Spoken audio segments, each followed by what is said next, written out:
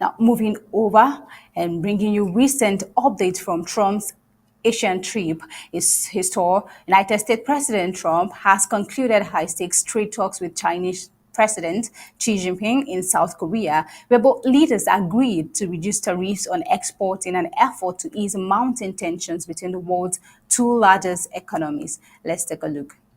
And we're going to have a very successful meeting, I have no doubt. But he's a very tough negotiator.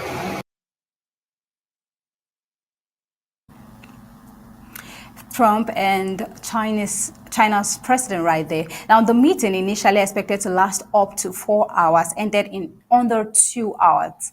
A shorter session that leaves observers wondering whether key economic and security issues like that of Russia and Ukraine were sufficiently addressed or even discussed. Now, Trump, speaking aboard Air Force One and moved to Washington after his whirlwind Asian tour, said progress had been made, confirming that tariffs on Chinese goods entering the United States will be scaled back, a move expected to provide relief to American consumers facing rising import costs. Let's take a look. Trump made a statement. I thought it was an amazing meeting. He's a great leader of a very powerful, very strong country, China. And what can I say? We have, it was an outstanding group of decisions, I think, that was made. A lot of decisions were made, too. There wasn't too much left out there. On fentanyl, we agreed that he was going to work very hard to stop the flow. You know, it's a very complex subject because it's used for lots of different reasons, including anesthetics and things. But he's going to work very hard on it, precursors, and I think you're going to see some real action taken. I've agreed, as you know, I put a 20% tariff on China because of the fentanyl coming in, which is it's a big tariff. And based on his statements today, I reduced it by 10%, so it's 10% instead of 20% effective immediately. I believe he's going to work very hard to stop the debt that's coming in. We'll negotiate at the end of the year, but all of the rare earth has been settled, and that's for the world. I mean, you know, worldwide. This, I guess you could really say this was a worldwide situation, not just the U.S. situation. So we continue to produce the rare earths and buy the rare earths and everything else, you know, when you see from other countries. But China is, that whole situation, that roadblock is gone now. There's no roadblock at all. China, in turn, pledged to strengthen efforts to curb the flow of fentanyl into the U.S., a growing concern that has strained bilateral relations. However, discussions around semiconductor chip exports, an issue central to the ongoing technology rivalry, remained only partially explored. Let's take a look.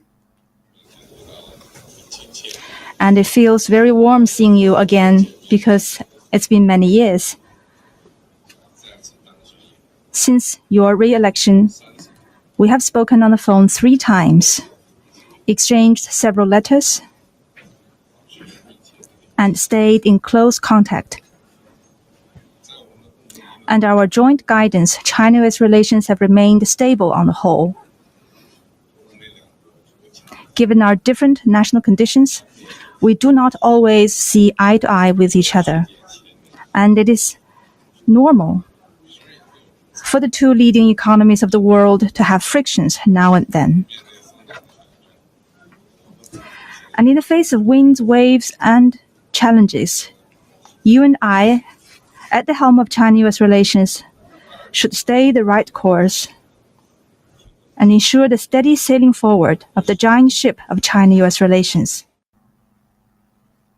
China's President Xi Jinping intelligently highlighted the need for partnership with the United States. So now, while both leaders described the meeting as productive, the brevity of the talks raises questions. Did the session mark a genuine step toward de-escalation or merely a pause in a long-running trade confrontation? Over the times, Trump has been hitting Chinese goods with a lot of tariffs now. Analysts suggest that with both economies feeling the impact of protracted protracted tariff wars. The decision to ease restrictions signals a pragmatic shift rather than a full resolution. The meeting capped Trump's fast-paced trip across Asia, during which he ruled out a visit to North Korea, saying his schedule was too busy to meet Kim Jong-un. As he prepares to visit Beijing in April, still, attention now turns to whether this agreement will translate into sustained economic cooperation or if the world's leading powers are simply resetting the stage for another round of strategic competition. Now, over to Canada, still on tariff. In a new development, Canadian Prime Minister Mark Carney apologizes to President Trump over a controversial TV advertisement blasting tariffs that use selective audio of former President Ronald Reagan. President Trump responded immediately by ending trade talks and increasing tariffs on Canada by an additional 10%. But with his apology, will anything change?